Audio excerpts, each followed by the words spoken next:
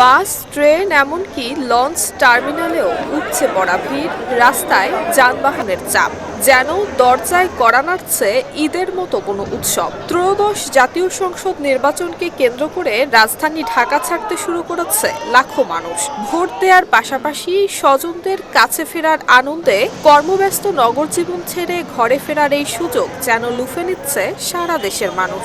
সুষ্ঠু একটা নির্বাচন হবে, সেই জন্য আমরা খুবই আগ্রহী, সেই উপলক্ষে বাড়ি যাচ্ছি। এর আগে আর এভাবে যাওয়া হয় না আর কি। আগের বারেও ভোট ছিল, দিতে পারতাম, কিন্তু আগের বারে তো শুনলাম যে ফেয়ার ইলেকশন না, এই জন্য আমরা ভোট দিতে যাই নাই।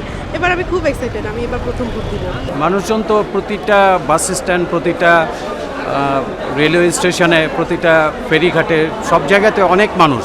10 ফেব্রুয়ারি ভোর থেকেই গাবতলী, সায়দাবাদ ও মহাখালী বাস টার্মিনাল, সেই সাথে কমলাপুর রেল স্টেশন এবং সদরঘাট লঞ্চ টার্মিনালেও উপচে পড়া ভিড় দেখা গেছে। দীর্ঘ লাইনে টিকিট সংগ্রহ, যানবাহনের অপেক্ষা, সবকিছুর মাঝেও যাত্রীদের চোখে মুখে ক্লান্তির চেয়ে উত্তেজনা আর প্রত্যাশাই ছিল বেশি। একই সময় লাখো মানুষের যাত্রায় মহাসড়কগুলোতে বেড়েছে যানবাহনের চাপ। কোথাও কোথাও ধীর গতি এবং যানজট তৈরি হলেও মানুষের ঘরমুখ যাত্রা থামেনি। ট্রেনগুলোতে তিল ধারণের ঠাঁই নেই, ছাদও ছিল যাত্রীতে পরিপূর্ণ। আমার কাছে খুব ভালো লাগছে।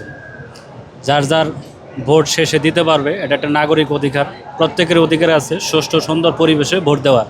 না, এটা আমাদের অধিকার, এটা ভোটার অধিকার। আমরা ভোট প্রয়োগ, আমরা নিজের ভোট আমরা নিজে প্রয়োগ করব, এটি আমাদের অধিকার।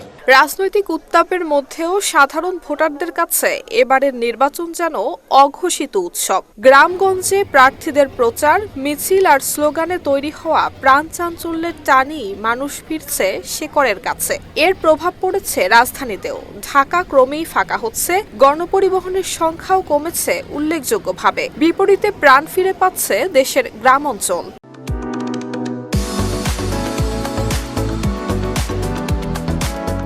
12 ফেব্রুয়ারি অনুষ্ঠিত হতে যাচ্ছে ত্রয়োদশ জাতীয় সংসদ নির্বাচনের ভোট গ্রহণ। একই দিনে জুলাই জাতীয় সনদের সংবিধান সংক্রান্ত সংস্কার প্রস্তাব নিয়েও হবে গণভোট। নির্বাচন ও গণভোটকে সামনে রেখে সেনাবাহিনী সহ আইন শৃঙ্খলা রক্ষাকারী বাহিনীর তৎপরতা বাড়ানো হয়েছে। 14 ফেব্রুয়ারি পর্যন্ত মাঠে বিশেষভাবে দায়িত্ব পালন করবে এইসব বাহিনী। আইন শৃঙ্খলা রক্ষা শুরু থেকেই নির্বাচন কমিশনের জন্য একটি গুরুত্বপূর্ণ চ্যালেঞ্জ হিসেবেই বিবেচিত হচ্ছে। নুসরাত জাহান মেহেক, ঢাকা পোস্ট।